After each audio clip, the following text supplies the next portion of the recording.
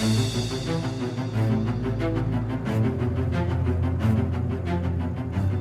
folks, Jack Wilkie here, back for another cultural breakdown. It's been a couple weeks since the last thing that caught my eye enough to get on for a cultural breakdown. I covered some of the Olympic stuff, but there's one today I think is pretty pressing. Before I get into it, I want to tell you about another thing I've started doing on here on the Focus Press YouTube channel.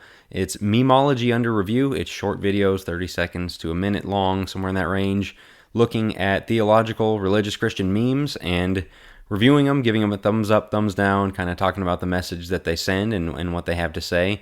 So be sure to check that out. Just, again, as always, so many things coming here on this channel, trying to ramp up the video content, Masculinity Mondays, and cultural breakdowns like this and those, and whatever else we have coming, the podcasts, of course, as well. But this time, with a cultural breakdown specifically, I want to talk about Robert F. Kennedy Jr., he's been in the race, the presidential race, for quite a while. He started out trying to run a Democrat primary against Joe Biden. That did not really go anywhere. He went independent, and then this last week suspended that campaign and endorsed Donald Trump in his presidential campaign.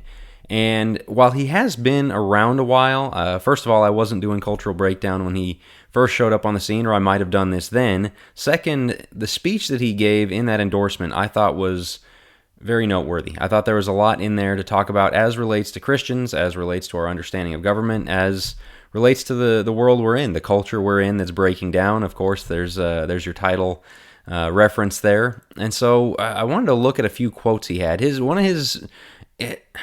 As a candidate, there are a lot of flaws to the man. There's a lot of flaws to all the candidates, I mean, let's be honest. But some of his acceptance of abortion, some of the things that I obviously am strongly against, reasons I would not have been voting for him anyway. But the things he gets right, he gets really right. And the other thing about that is the things that he gets right are really important things that nobody else seems to care about. And so in this speech, he highlighted some of those, and I really wanted to look at them. He's very big on the environment, and of course with the climate change propaganda that often goes way too far, often is ridiculous, and is in my opinion, just a matter of control.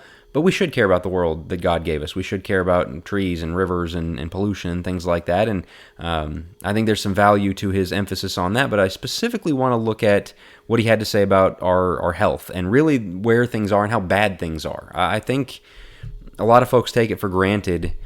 Just there's kind of that frog being boiled thing, or a normalcy bias of it's not that great, but it's not that bad either. It's probably fine, as a phrase that underlines so many things that we do. Is it can't be that big of a deal. Well, maybe it is. And so, looking at a few of his quotes, he said today from this the speech just the other day. This transcript is from im1776.com. So credit to them. Today we spend more on healthcare than any country on earth, twice what they pay in Europe, and yet we have the worst health outcomes of any nation in the world. We're about 79th in health outcomes, he corrects himself, behind Costa Rica, Nicaragua, Mongolia, and other countries. That's bad. All that spending, what are we getting for it? Not enough, really. And so he goes on to that 2/3 of American adults and children suffer from chronic health issues. 74% of Americans are now overweight or obese, including 50% of our children.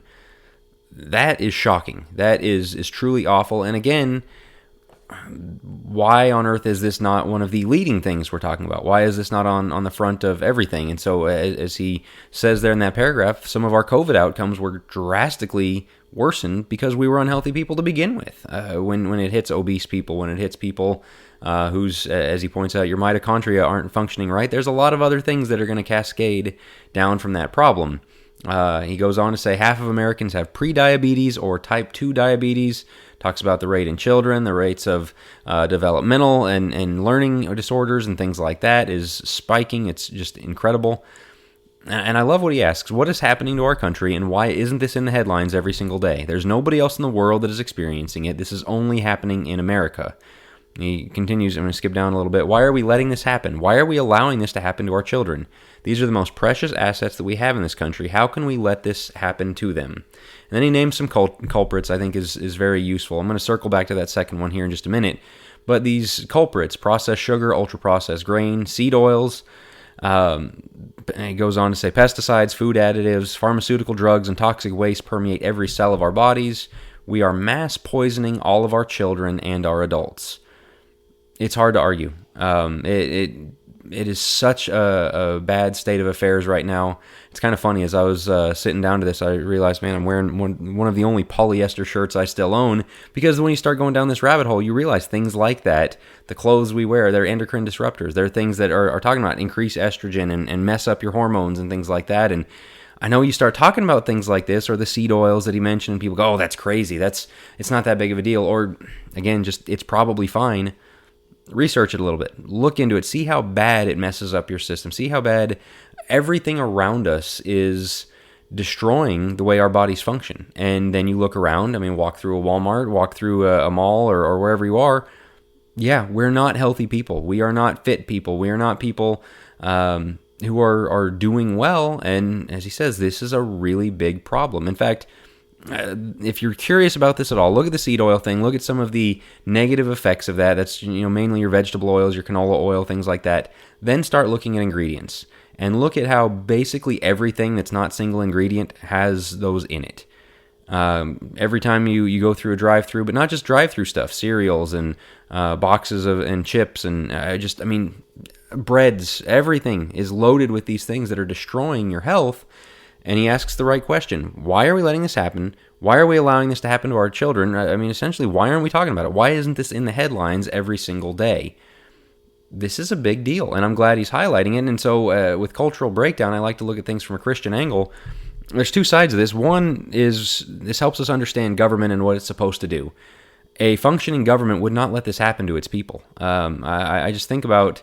The Bible doesn't give us tons on government, especially in the New Testament. You've got Romans 13, and then Peter comes around to talk about it in similar terms as what you find there in Romans. But I like that Peter adds, in Romans it talks about punishing the wicked, but in Peter it adds rewarding the good and punishing the wicked. The governments are supposed to take care of their people and reward the good citizens and punish the people who would harm them.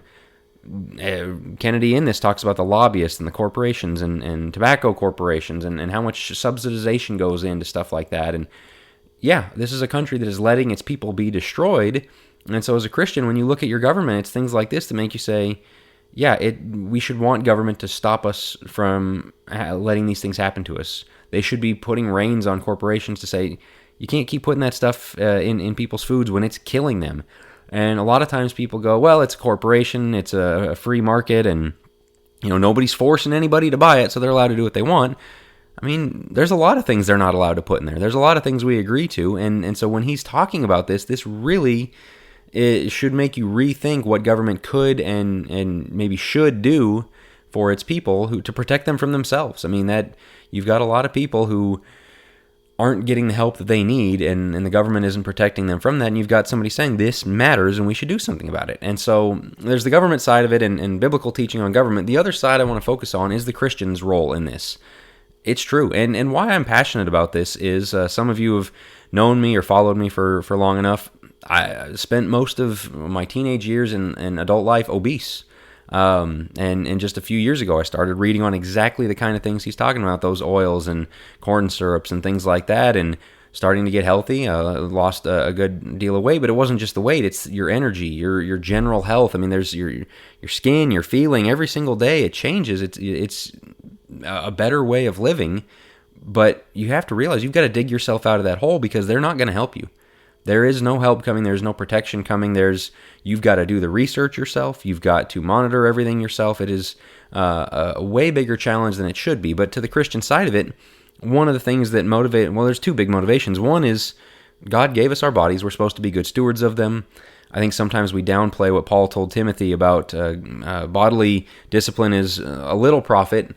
He's not saying, well, it doesn't matter. It's a little, but it's a little thing. It's not as important as the spiritual. So really make sure your spiritual life is dialed in. But yeah, take care of yourself physically as well. And he even shows care for Timothy's physical state later on, telling him drink a little wine for your stomach. And the physical there. You've got the Proverbs talking about these good teachings and pleasant words are healing to the bones because it feels good to have health and honeycomb and sweetness and taste. I mean, like we're not Gnostic people. We live in these bodies. God has given them to us. We should take good care of them. And when that's not happening, this question of why are we letting this happen? Why is this not a bigger deal? It's a fair question. because this is something, as Christians, we've been given these bodies by God.